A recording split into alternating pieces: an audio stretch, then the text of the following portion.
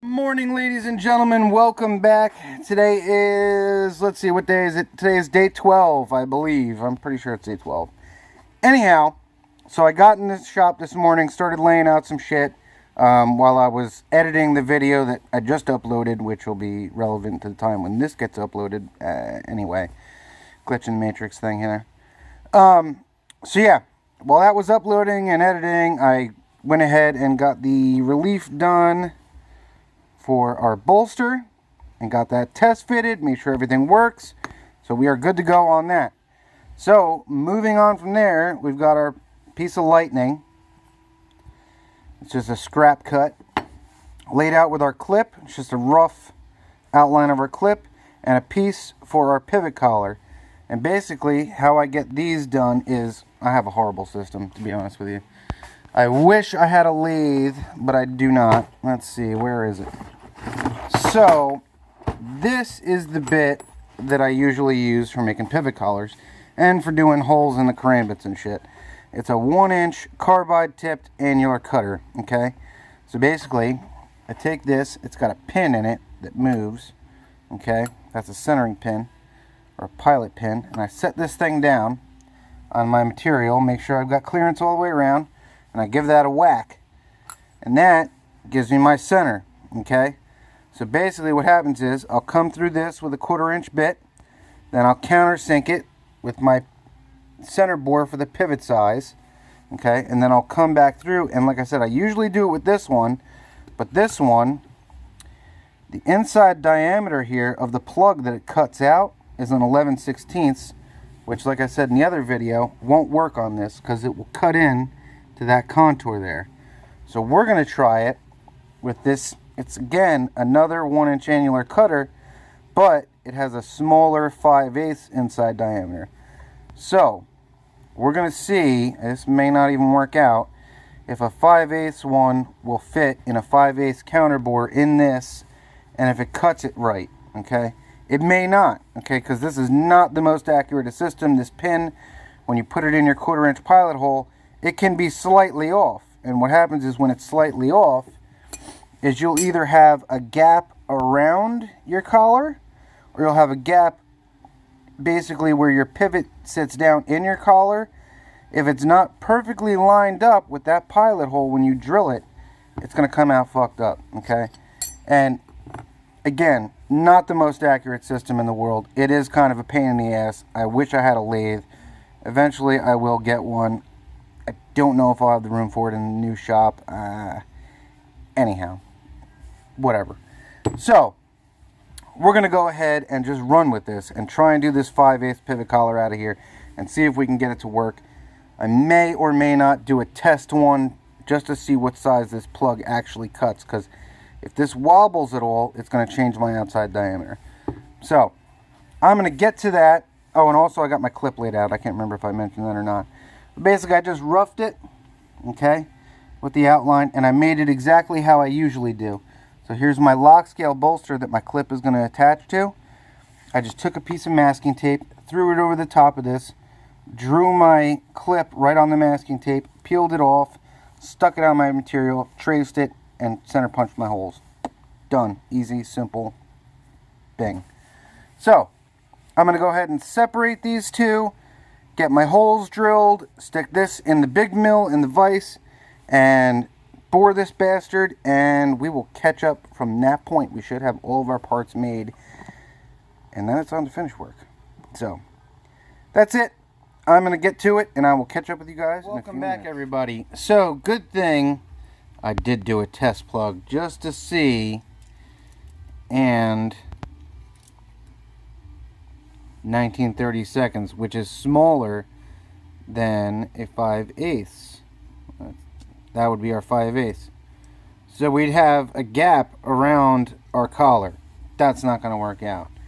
I do not like that. So here's what we're going to do, because I really want a friggin' collar on this particular build. Here's our 11/16 center bore, which if you look, it comes right up to that edge right there. I mean, it's close. Could I probably get away with it? Yeah, probably. But I think what we're going to do instead is go with our 5/8, which, get in there, gives us room. Okay?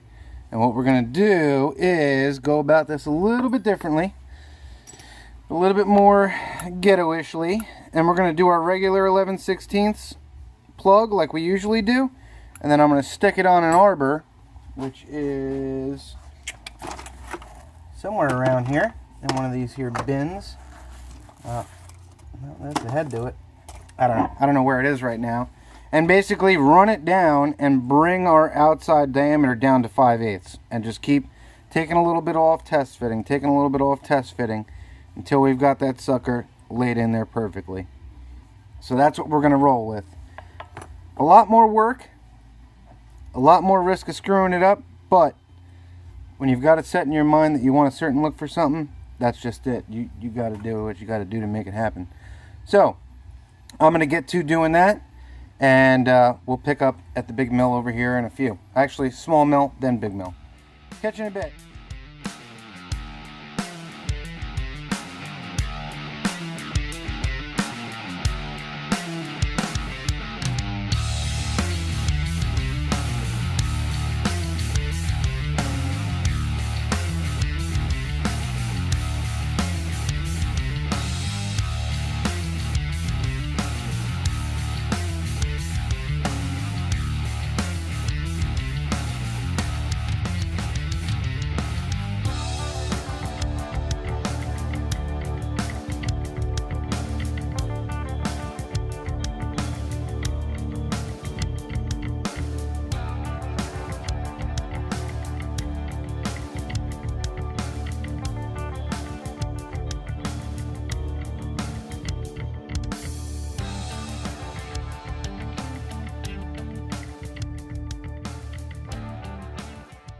Welcome back. So I just got the collar done. As you saw, I was over there on the big mill getting it punched out, getting my plug done, and then I made this little mandrel. It's just a screw and a sleeve, and I put my collar down on there. I made sure I sized my screw head exactly to the inside diameter there, and what that does is make sure that this, when I'm spinning it in the drill and bringing this outside diameter in, it doesn't have any wobble to it. Wobble is no good because it'll make it egg shaped. And now that I got it all done, man, that sucker is a perfect fit. I mean, shit, that fits better than it does usually when I do it. I mean, it's almost a press fit. Perfect. So now basically I'm just going to pop this out of here and I'll show you what it looks like. Give me a moment here. Take this thing out in the vise.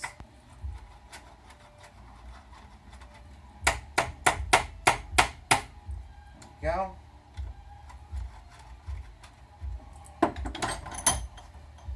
Alright, finish unscrewing this little sleeve.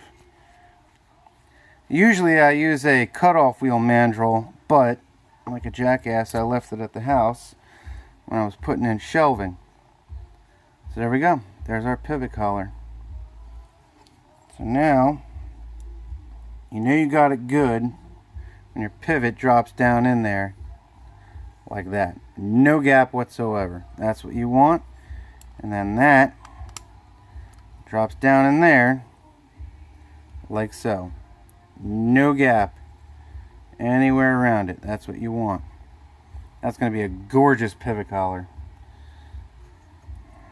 And then, whoop, that's the other side. Oh, that's going to look freaking amazing. Perfect. So now we got that done. It's time to make our clip. So pop this out of here. Jesus Christ. Man, that's a good fit. Look at that. I can't even get the damn thing out. There we go. Give it a little wiggle. Shazam. So that's our pivot collar. Shit, I may do them like that from now on. And now I've got a smaller size too. This 5/8 is a nice sized collar. Gives you a good bit of wrap around that pivot without being, you know, huge or paper thin. I really don't like when guys do them and they're so goddamn thin that you can barely tell the fucking thing is even there. I mean, that to me, that's just stupid. If you're going to do a collar, make it so that you can goddamn see the thing. So that's it. I'm going to head my ass back over to the grinder and get my clip all profiled out and then put the spring in it and all that.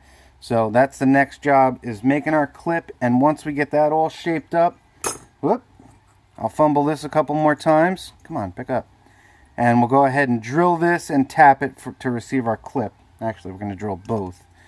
It's going to go straight through the inlay and straight into our scale, which is nice because that'll give it another point of locking that thing down. So, even better. Alright guys, I will catch up with you in a few minutes.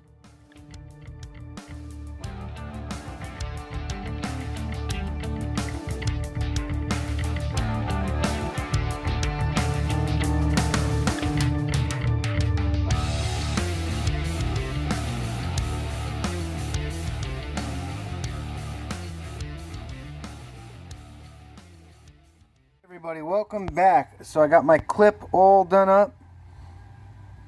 Basically just did the whole thing pretty much on the flat platen, just to get it roughed out to the rough shape that I want it. Okay. And basically that's going to sit on here. Oh, it's too hard to do through the damn camera. Something like that. A little bit that way. So it all lines up. Sits nice and flush. And it's not poking out and digging into you anywhere. It'll set in there just right. So basically at this point, I just put my screw in the back, put my one screw in here, and put a little tick mark down in there, a center punch mark, so I know where my first hole, my top hole, is going to be.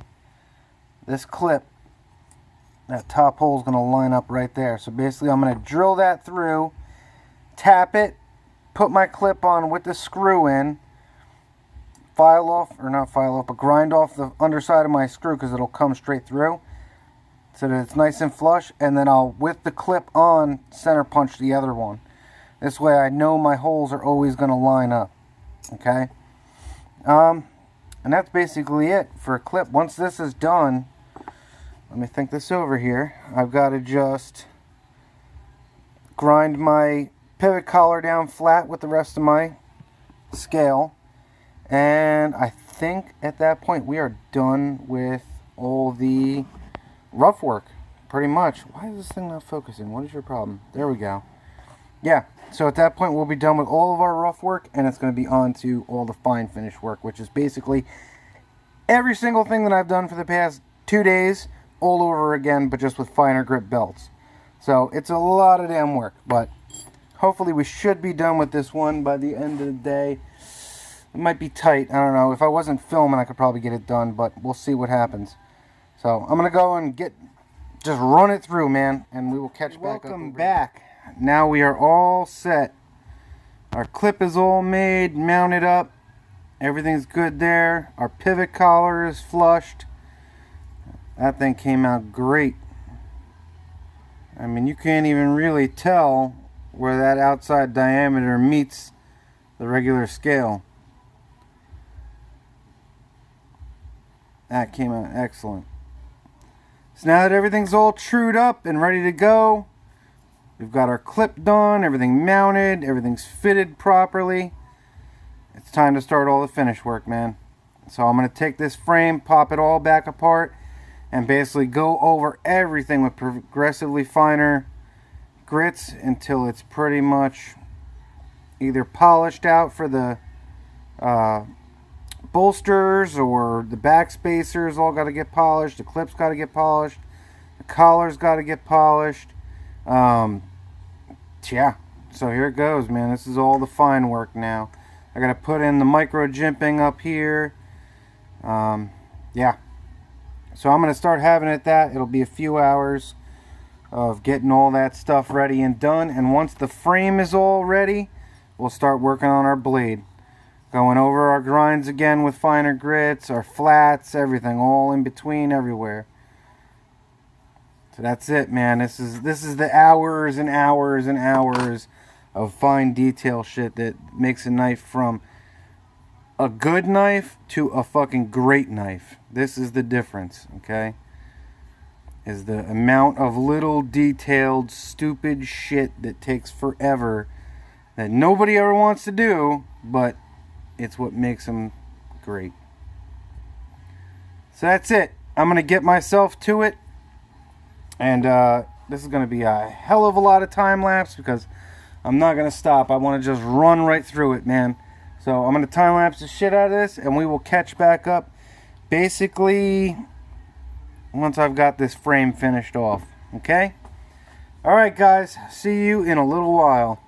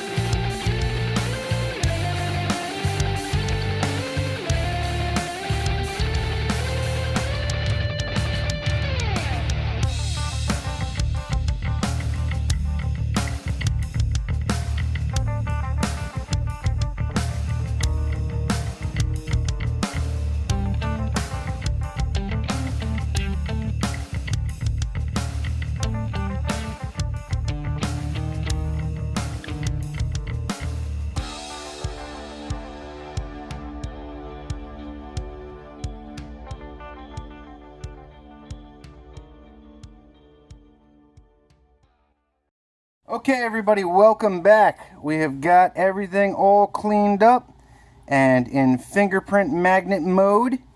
This backside's got to get cleaned up yet. I got to do the backsides on both of these yet, but other than that, they are all cleaned up. Right down to our 400 Trizac and then a fine Scotch-Brite on top. So this stuff is all ready for the finish. All the finish work is done on the backspace of the clip, the bolsters, the frames, other than the insides. We're good to go. So basically at this point, I have the flats done on the blade, which is over at the grinder right now. I'm going to go ahead and set this tripod up over there, and we're going to film cleaning up the grinds on it.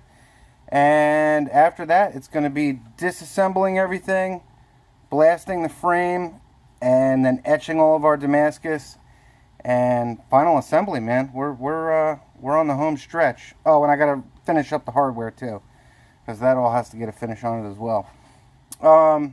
Yeah, it's been a lot of friggin' work, man. This one is a lot of work. The bolster lock adds a whole new level of shit that you have to go through to do it in order to get it done and done correctly.